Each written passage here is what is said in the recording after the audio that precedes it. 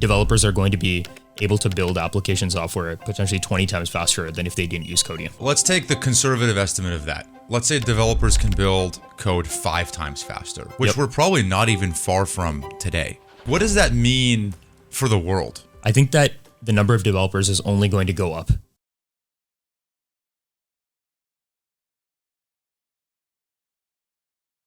Maybe the way they write software is going to be at a higher level. Like they're not going to be writing the same kinds of programming languages. They're going to be writing almost something that looks closer to English, that is a little more structured than that.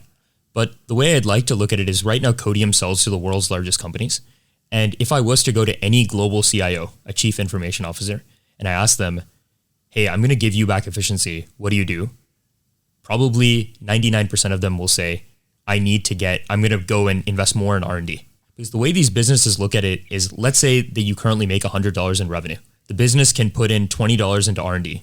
And the thought process is that $20 in R&D now yields $20 in profit. So next year, they're going to get $120. Now, if that $20 in R&D is going to give them $40 of profit, just because R&D is now more efficient, they should be investing actually a larger fraction of their total revenue into R&D because it's a higher return on investment. So I think the point is actually, if the cost of technology goes down, I actually think we're going to get not just a linear increase in the amount of technology, we're going to get a super linear increase in the amount of technology. And I think the number of developers and the people that are going to be contributing technology only goes up. And this is a unique aspect of technology, right? Like the world is never going to be satisfied with the amount of technology that is getting produced. It's very different than food, right? Tomorrow I can make food 10 times cheaper. I'm not going to say, hey, I'm going to consume 10 times the amount of calories. I'm just going to explode at that point. So I think technology is a very, very unique aspect where I think there's no limit at this point. And just to continue to pull that thread, if people consume 10 times more technology, then what? I think abundance in the world. I think consumers are going to be very happy. I think GDP is going to increase substantially faster than it does right now. Yeah, but if you're like, let's just say like my mom, okay? And you're like going to the grocery store. Why do you care if Safeway can produce 10 times more applications? Or if you're going to the gym, like why do you care that Equinox now has developers that are supercharged in a way that they weren't before? Like why will that actually make a difference to your life?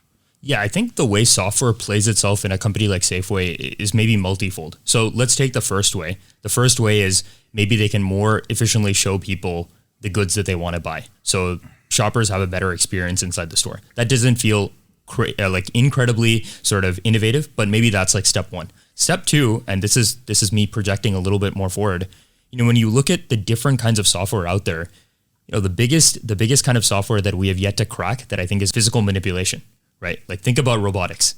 At some point, Safeway will probably have some bots in the store that are programmed by software that can automatically sort of put goods or food inside your cart, and you just kind of leave Safeway and a robot just gives you the goods directly from the store, potentially.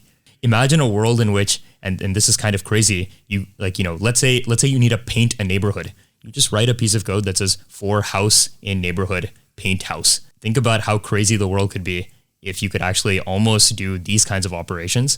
Things that you basically can't even imagine today are potentially going to be possible.